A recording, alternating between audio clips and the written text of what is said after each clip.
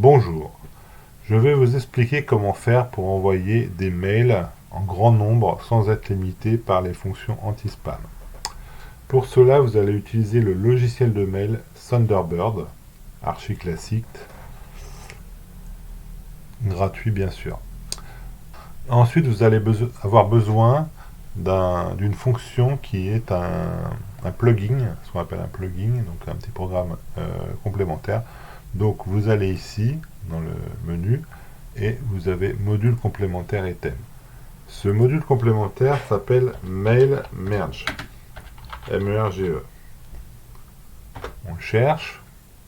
C'est le premier qui apparaît ici. Ajouter à Thunderbird et installer. C'est très rapide, c'est déjà fini. Ensuite, vous fermez les onglets et vous aurez une option en plus. Vous allez préparer votre lettre aux députés, par exemple, aux 571 députés, donc écrire. Vous allez sélectionner typiquement dans un fichier Excel. Là, j'ai les 571 adresses mail des députés, donc je clique sur la colonne, je fais copier, je reviens sur Thunderbird et je fais clic droit coller. Ensuite, je clique sur le sujet pour voir apparaître mes 500 adresses. Alors, vous remarquez ici que l'entête, c'est pas une adresse, je le supprime. Et là, ça devrait être bon. On tape notre sujet, histoire de bien leur rappeler qu'on n'est pas d'accord. Et d'habitude, on fait envoyer. Mais si vous faites envoyer, ils vont voir que vous avez envoyé à tout le monde et vous risquez d'être banni, censuré par votre fournisseur d'accès Internet. Donc, on va utiliser MailMerge. Comment ça se passe? Au lieu de faire envoyer, on fait fichier. Et là, vous voyez apparaître MailMerge. Vous cliquez dessus. Il se prépare. Là, vous touchez presque à rien. La seule chose importante, c'est ici. Vous avez envoyé plus tard ou envoyé maintenant. Alors, pour la démonstration, je fais envoyer plus tard pour ne pas l'envoyer pour de vrai.